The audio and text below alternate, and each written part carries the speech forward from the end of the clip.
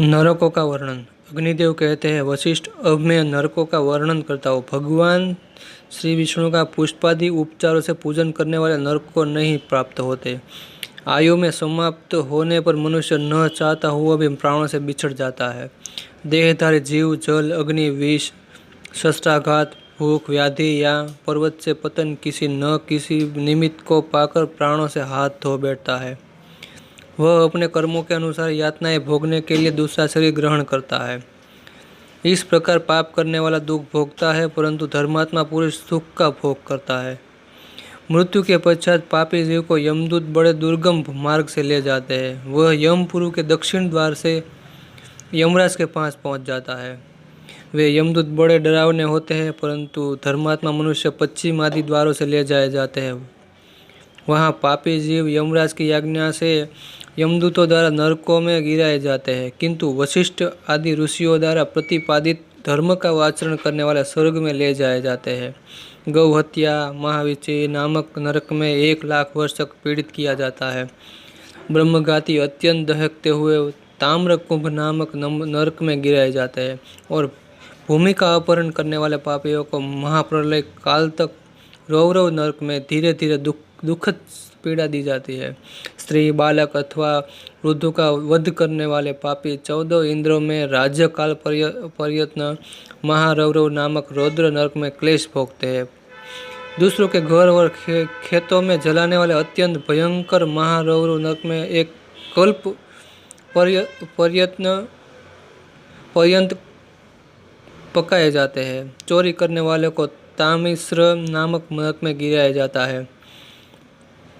इसके बाद उसे अनेक कल्पों तक यमराज के अनुसार भालों से बिंधते रहते हैं और फिर महातामिश्र नरक में जाकर वह पापी सर्पों और झोंकों द्वारा पीड़ित किया जाता है।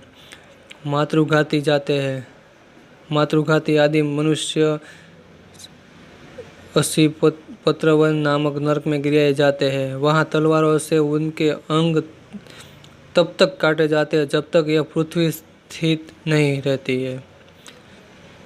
जो इस लोक में दूसरे प्राणियों के हृदय को जलाते हैं, वे अनेक कल्पों तक करम्भु वालुका नरक में जलती हुई रेत में भुने जाते हैं। दूसरों को बिना दिए अकेले मिष्टान भोजन करने वाले काकोल नामक नरक में कीड़ा और विष्ठा का भक्षण करता है।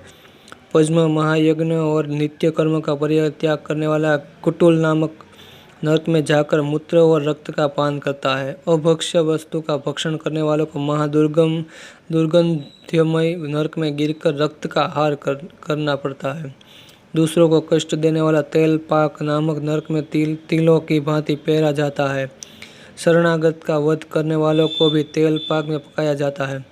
यज्ञ में कोई चीज देने की प्रतिज्ञा करने न देने वाला, निरुच्छान में रस विक्रय करने वाला वज्रकटाह नामक के नरक में और असत्य भाषण करने वाला महापात नामक नरक में गिराया जाता है।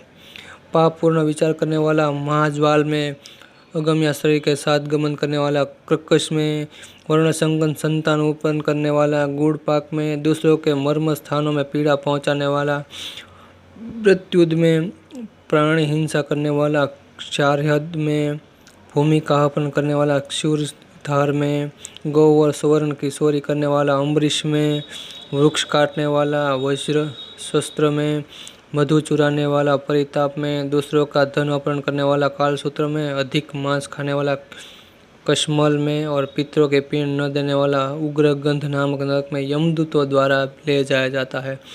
घूस खाने वाला दुर्धर नामक नरक में और निरपराध मनुष्य को कैद करने वाला लोहमय मंजूस नामक नरक में यमदूतों द्वारा ले जाकर कैद किया जाता है। वेद निंदक मनुष्य अपरितृष्ट नामक नरक में गिराया जाता है।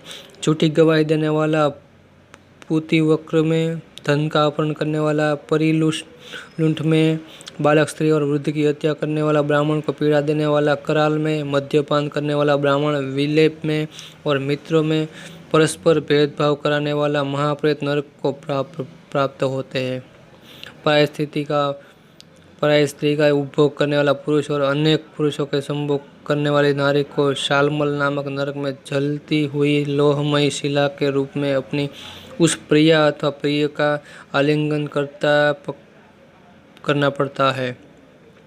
नरकों में चुगली करने वालों की जीभ खींचकर निकाल दी जाती है। पराई स्त्री को कुदृष्टि से देखने वालों की आंखें फोड़ी जाती है। माता और पुत्री के साथ व्यभिचार करने वाला धकधकते हुए अंगारों पर फेंक दिए जाते हैं। चोरों को चूरों से काटा जाता है और मांस भक्षण करने वाले नर पिशाचों को उन्हीं का मांस काटकर खिलाया जाता है।